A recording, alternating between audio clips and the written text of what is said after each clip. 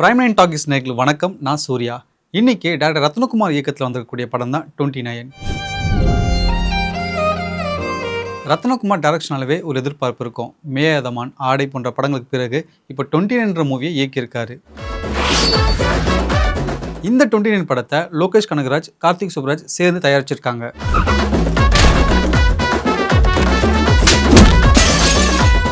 இந்த படத்தோட one line story என்னன்னா, ஒரு 29 வயசு பையன் படிச்சு முடிச்சுட்டு வேலை வாய்ப்புக்காக சென்னை வந்துட்டு பேச்சுலர் சர்வைவல் பண்ற மாதிரி தான் காமிச்சிருக்காங்க. இப்போ இருக்கிற முக்கியமான பிரச்சனை அடையாள நெருக்கடி, ஐடென்டிட்டி கிரைசிஸ். அதுக்கு ஆப்போசிட்டா ஹீரோயின் 20 வயசு பொண்ணா படிச்சு முடிச்சுட்டு வேலைக்கும் போய்கிட்டு ஒரு பக்கம் யூபிஎஸ்சி எக்ஸாமுக்கு ப்ரிப்பரேஷன் பண்ணிட்டு இருக்காங்க. நான் முதல்ல ஐஏஎஸ் ஆகணும், அதான் என் கனவு. ஹீரோ ஹீரோயின் ஒரே ஆஃபீஸ்ல ஒர்க் பண்ணிட்டு இருக்காங்க. இவங்களுக்குள்ள நடக்கக்கூடிய காதல டைரக்டர் ரொம்ப யதார்த்தமா காமிச்சிருக்காரு. இந்த தேவதையோட ஆளுங்கிறது தான் இப்போதைக்கு என் அடையாளம். இந்த படத்தோட காஸ்டிங் ஹீரோ ஹீரோயின் 2 பேருமே புதுமுகங்கள், 2 பேருமே யதார்த்தமா நடிச்சிருக்காங்க. இவங்க 2 பேருக்கும் நடக்கக்கூடிய காதல், செல்ஃப் டிஸ்கவரி தான் இந்த படம். சரி, நீ பெரியவன் ஆனதும் என்ன ஆனன்னு ஆசைப்பட்ட? ஸ்வைப் கலாச்சாரத்துக்கு நடுவில் அந்த காலத்து லெட்டர் மற்றும் கேசட்டே போன்ற காதலை ரொம்ப எமோஷனல் பியூர் லவ் ஸ்டோரியாக ட்ராவல் ஆகுது. இது கூடவே மாஸ்டர் மகேந்திரன் ஒரு முக்கியமான ரோல் பண்ணியிருக்காரு. நான் போடாம பேசுகிறேன், அப்போ பழசெல்லாம் இன்னும் மறக்கல. படம் ஃபுல்லாகவே ஹீரோ மைண்ட் வாய்ஸை தான் பேசிக்கிட்டு இருக்காரு. குறிப்பாக இந்த சீலேன்ற ஒரு புதிய வார்த்தையை யூஸ் பண்ணியிருக்காங்க இந்த படத்தில்.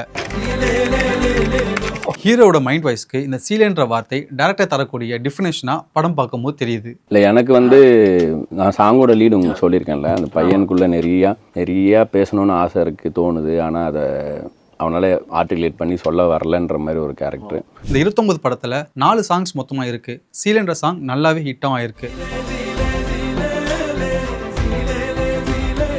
இந்த 29 படத்துக்கு சிஎன் ரோலன் தான் மியூசிக் டைரக்டராக பண்ணியிருந்தாரு.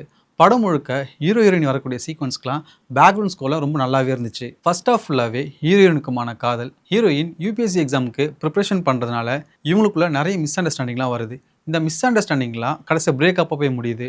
இதுதான் ஃபர்ஸ்ட் ஆஃபோட படமாக ட்விஸ்ட் வச்சு முடிக்கிறாங்க.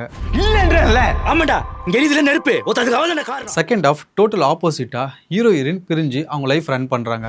நீ போயிடு சத்யா. எந்த ஒரு இலக்குமே இல்லாமல் இருந்தார். பிரேக்கப்க்கு அப்புறம் ஹீரோ அவரோட சொந்த ஊரில் ஒரு ஏரியா க்ளீன் பண்ணணும்னு இறங்குறாரு.